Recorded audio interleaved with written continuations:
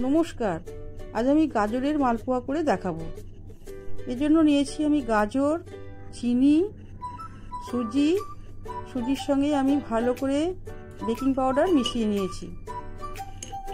Baking powder দিলে মালপোয়াটা খুব smooth হবে, তাই আমি বেকিং পাউডার ভালো করে সুজির সঙ্গে মিশিয়ে নিচ্ছি। এইবার আমি যে দুটো গাজর নিয়েছি, এই দুটো গাজর গ্রেট করে নিচ্ছি। গাজর আমি ভালো করে গ্রেট করে নেবো। আমার গ্রেট করা হয়ে গেছে। গাজর গ্রেট করে পাশে রেখে দিয়েছি। এইবার আমি কড়াটা পরিষ্কার করে ধুয়ে আমি ওভেনে চাপিয়েছি। আমি চিনির রস বানাবো।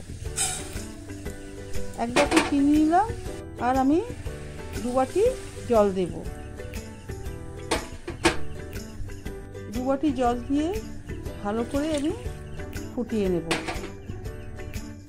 চিনির রস বানানোর সময় খুন্তি দিয়ে সব সময় নাড়তে হবে, যাতে তলায় না চিনি ধরে যায়। সেই জন্য সবসময় খুন্তি দিয়ে নাড়তে হবে। আর গাঁজাটা ওপর দিকে তুলে দিতে হবে। চিনির নোংরাটা পরিষ্কার করে নিতে হবে। এইভাবে গাঁজা তুলে পরিষ্কার করে নিতে হয়। যতক্ষণ গাঁজা থাকবে ততক্ষণ আমি খুন্তি দিয়ে নেড়ে যাব। এইবার রসটা বেশ চটচটে হবে যখন, তখনই আমি নামিয়ে নেব। প্রায় হয়ে এসেছে। এবার আমি চিনির রসটা নামিয়ে নেব। রস চটচটে হয়ে এসেছে। এবার আমি রস ঢেলে ফেলব। দেখুন আমার রস হয়ে গেছে, আমি ঢেলে ফেলেছি। আবার কড়া পরিষ্কার করে ধুয়ে আমি ওভেনে বসিয়েছি। ওর মধ্যে আমি ডালডা দিয়েছি। ডালডাটা গলে গেলে আমার পুরানো গাজর কড়ার মধ্যে ছেড়ে দেব। ডালডাটা একটু গলবে, তারপর আমি গাজর ছাড়বো। ডালটা গলে গেছে, এবার আমি গাজর ছেড়ে দিচ্ছি। আপনারা চাইলে ঘি বা সাদা তেলও নিতে পারেন। ডালডায় গাজর ভালো করে ভেজে নেব। ভালো করে ভাজা ভাজা হয়ে গেলে আমি এতে 2 বাটি দুধ ছেড়ে দেব।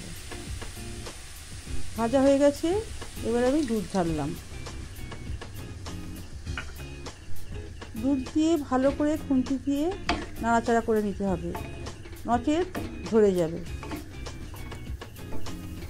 আরও 1 বাটি আমি দুধ ঢেলে দেব। দুধে যখন গাজর সিদ্ধ হয়ে যাবে তখন আমি সুজি ছেড়ে দেব। 2 বাটি দুধ দেওয়া হয়ে গেলে আমি গাজর দুধে ভালো করে সিদ্ধ করে নেব। দেখুন কি সুন্দর রঙটা বেরোচ্ছে, দুধে হলুদ রঙ বেরোচ্ছে, খুব সুন্দর কালার হচ্ছে। দেখুন খুব ভালো লাগছে দেখতে। দুধে সিদ্ধ হয়ে যাওয়ার পর আমি সুজি দেব। তার আগে স্বাদ মতো নুন দিলাম। নুন না দিলে কোনো জিনিসেরই স্বাদ থাকে না, তাই আমি স্বাদ মতো নুন দিয়ে ভালো করে ঘেটে নিলাম। এরপর আমি সুজি দিয়ে দেব। গাজর সিদ্ধ হয়ে এসেছে, এবার আমি সুজি দিয়ে দিচ্ছি। সুজি দিয়ে ভালো করে নাড়াচাড়া করে নেব। সুজি দেওয়া হয়ে গেল। সুজি আর গাজর ভালো করে খুন্তি দিয়ে মিশিয়ে নিতে হবে, যাতে কোথাও না ডেলা হয়ে থাকে। ভালো করে সুন্দর করে নাড়াচাড়া করে সুজি আর গাজর মিশিয়ে নিতে হবে। আমি এইভাবে মিশিয়ে নিচ্ছি। আমি মিষ্টি খেতে খুব ভালোবাসি, তাই আমি নিত্য নতুন নিজস্ব রেসিপি আমি বানিয়ে আপনাদের দেখাচ্ছি। আপনারা বাড়িতে এইভাবে করবেন। ভালো লাগলে লাইক করবেন, কমেন্ট করবেন আর বন্ধুদের মধ্যে শেয়ার করবেন। এইবার আমার সুজি মাখাটা হয়ে গেছে। এবার নামিয়ে ফেলবো। নামিয়ে আমি নকশা করে আমি তেলে ভাজবো। নামিয়ে আমি ছাপার মতো সাইজে গোল করে চামচ দিয়ে নকশা করেছি। এই রকমভাবে আমি মালপোয়ার আকার কেটে নেব, নিয়ে তেলে ভাজবো। দেখুন আমি এরকম গোল করে আর চামচ দিয়ে হাতে চ্যাপটা করে নিয়ে তারপর আমি চামচ দিয়ে নকশা করেছি। নকশা করা হয়ে গেছে, সমস্ত মালপোয়া কাটা হয়ে গেছে। এবার আমি ওভেনে কড়া বসিয়েছি, তেল দিয়েছি। তেল গরম হলে আমি এই মালপোয়াগুলো ভেজে নেব। ভেজে চিনির রস আগে থেকে করা আছে, আমি দেখিয়েছি, এই চিনির রসে আমি ডুবিয়ে দেব। তেল প্রায় গরম হয়ে এসেছে, এই তেলে আমি মালপোয়া ছেড়ে দিলাম। মালপোয়াগুলো এইভাবে আমি ভেজে নিলাম, সমস্ত মালপোয়াগুলোই ভেজে নিলাম। বেশ ভাজা ভাজা হলে তবেই আমি কড়া থেকে তুলে একটু ঠান্ডা হলে রসে দেব। দেখুন এইভাবে আমি কড়াতে সাজিয়ে ফেললাম।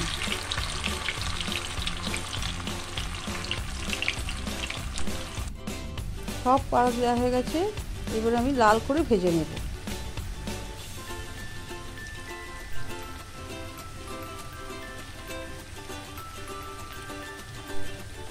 মুচমুচে করেও ভাজবো না, আর ফ্যাসফ্যাসে করেও ভাজবো না, মিডিয়াম করে ভাজতে হবে।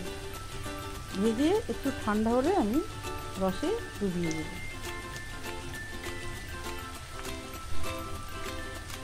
প্রায় ভাজা হয়ে গেছে, এবার আমি কড়া থেকে নামিয়ে নেব। এপিট ওপিট করে আমি ভেজে নিয়েছি, এবার আমি কড়া থেকে নামিয়ে নেব। দেখুন এইভাবে ভাজতে হবে।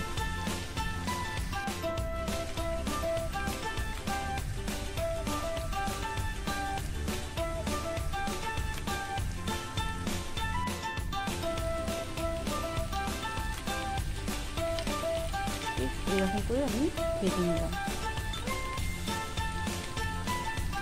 ভাজা হয়ে গেছে, আমি নামিয়ে নেব। সব ভাজা হয়ে গেছে, এবার আমি রসে দিয়ে দিয়েছি। তারপর আমি কাজু বাদাম দিয়ে গার্নিশ করি। দেখুন কি সুন্দর হয়েছে। নমস্কার, আজ এই পর্যন্ত।